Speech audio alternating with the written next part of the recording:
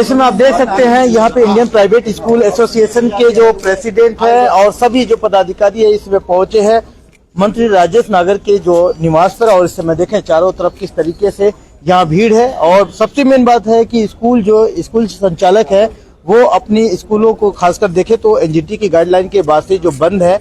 अब बात ये आ रही है कि बोर्ड के एग्जाम भी सामने है और ऐसे में ये बहुत बड़ा एक दुविधा में है स्कूल संचालक की किस तरीके से जो बोर्ड के एग्जाम सर पे और कैसे उन बच्चों की तैयारी होगी। तो आज जब यहाँ मुलाकात हुई है मंत्री जी से तो क्या कुछ इन्होंने अपनी बात रखी है और क्या कुछ इनको आश्वस्त किया गया है।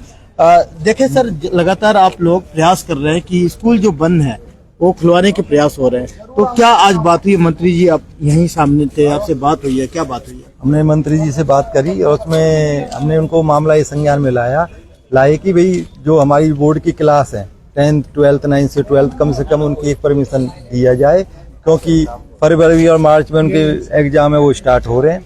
तो उन्होंने भी आश्वासन दिया और हमारे एजुकेशन मिनिस्टर साहब से भी बात करी और अभी हम उनके कह रहे हैं भाई डीसी साहब से भी उनकी बात करा रहे हैं कि कम से कम हमारी जो 9th से 12th की बोर्ड की क्लास है उनकी परमिशन देने की वो करें। उन्होंने हमें विश्वास दिलाया है कि हम उनको शीघ्र लागू करने की कृपा करें। तो मंत्री जी फोन किए हैं क्या शिक्षा मंत्री के पास? ये मैसेज गया आप लोगों का अभी तक? अभी शिक्षा मंत्री जी को फोन मिलाया था, उनका स्विच ऑफ था।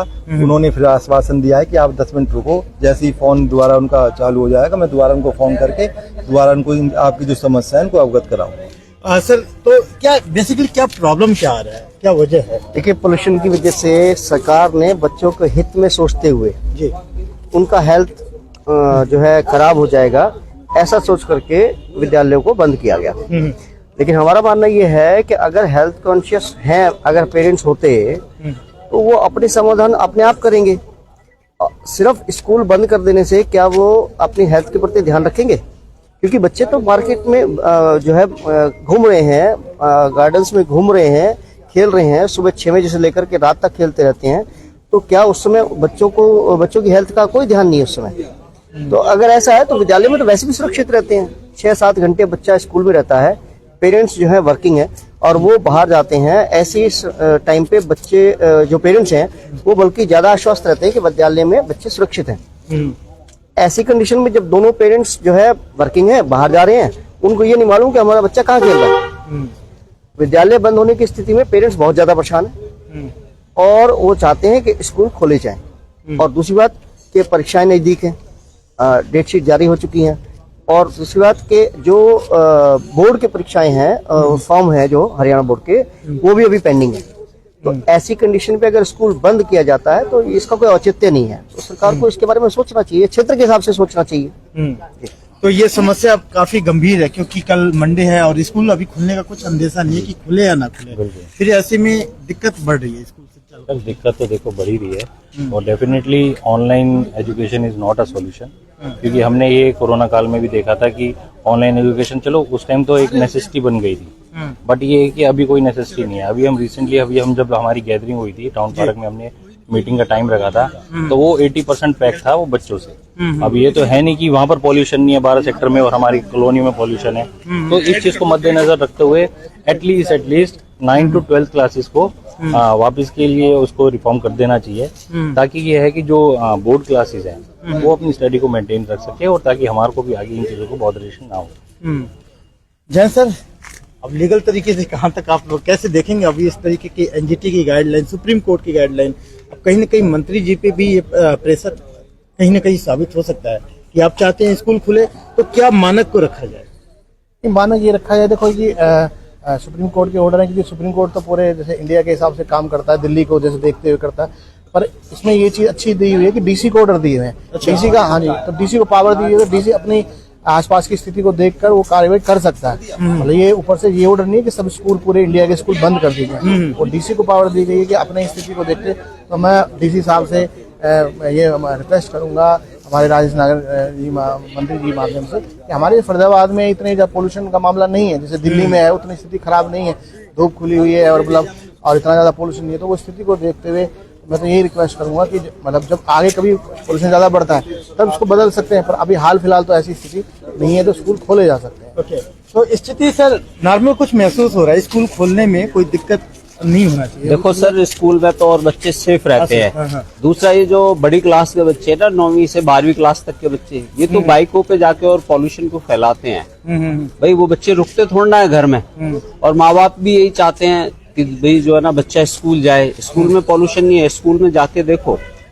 स्कूल में तो जाने के बाद माँ बाप इससे सुरक्षित रहते हैं कि हमारा बच्चा स्कूल में है, पॉल्यूशन में नहीं है। वहाँ हेल्थ इशू ऐसा नहीं है। स्कूल वालों ने सबने अपने मेंटेन कर रखा है। बाकी ये जो छुट्टी हो जाने के बाद जो है ना गलत इफेक्ट पड़ता है कि भाई जब भी कोई बात होती है तो इनका मेन टारगेट क्या होता है, प्रशासन कि भाई स्कूलों को बंद कर दो। और भी उपाय हैं, उनको भी अपनाए सरकार। और भी तो उपाय हैं, उनको अपनाए। भाई फैक्ट्रियां हैं, उन्हें उनपे एक्शन ले। जो आपकी बिल्डिंगें बन रही हैं उन पे जो है ना उनको रोके। और ये जो है ना स्कूलों में जो बच्चे जो पढ़ाई करेंगे तो उससे जो है ना पॉल्यूशन पे इतना असर नहीं पड़ेगा। तो फिलहाल आप देखिए, सभी जो स्कूल संचालक लगातार वो मीटिंग हो रही है, बात हो रही है, रास्ता निकले कि कम से कम स्कूल जो बंद, अभी ये कंफर्म नहीं हुआ कि आगे कब तक खुलने की चांस है। तो इस तरीके की ये स्कूल संचालक जो है ये कोशिश कर रहे हैं कि बच्चों की जो भविष्य वो खराब होने की जो बता रहे हैं। तो इसमें समाधान क्या हो सकता है? समाधान कम से कम देखो, डीसी साहब अपने उस पर देखें क्षेत्र के अनुसार, और कम से कम 9वीं से 12वीं क्लास तक के बच्चों को तो करें, ताकि जो हमारे फार्म भरे जा रहे हैं वो भी पेंडिंग है। 27 तारीख की लास्ट डेट है 10वीं 12वीं की। दूसरी बात जो है ना, दूसरी बात है फरवरी में ही परीक्षाएं हो जाती है, उससे बच्चों पे बड़ा इफेक्ट पड़ता है, उन्हें कम समय मिलता है। फिर जो टीचर है, अध्यापक जो पढ़ाता है, वो सिलेबस को कंटिन्यूस तरीके से नहीं पढ़ा पाता। तो परेशानी मान रहे हैं, इससे काफी स्कूलों में दिक्कतें हैं। हाँ बिल्कुल। कितने दिन छुट्टी होंगी अभी तक? अभी आप देखो ना कि दिल्ली में पोल्यूशन ज्यादा है, हाँ। और एनजीटी गाइडलाइंस हैं तो वो इफेक्टेड कर रहा है दिल्ली को। बट हमारे यहाँ पोल्यूशन अब कम है, और अभी स्कूल वालों को बहुत समस्याएं हैं। बोर्ड के फॉर्म भरे जाने हैं, PT2 के एग्जाम होने हैं, तो इससे टीचर, स्कूल और मैनेजमेंट को भी और विद्यार्थियों को भी काफी प्रॉब्लम फेस करनी पड़ रही है। इनकी प्रिपरेशन नहीं हो पा रही है।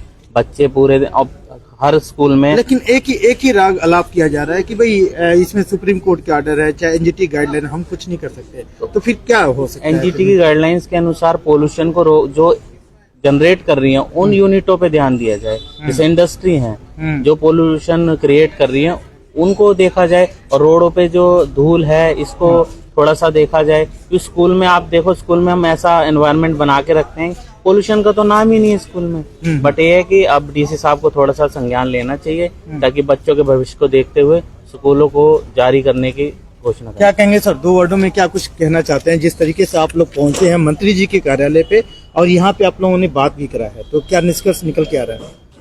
निष्कर्ष यही है कि देखिए, स्कूल शुरू से ही, जब से कोरोना लगा है तब से जो भी गाइडलाइंस रही हैं गवर्नमेंट की, रही हैं सुप्रीम कोर्ट की रही है, तो उसको जो है फॉलो करते आए हैं।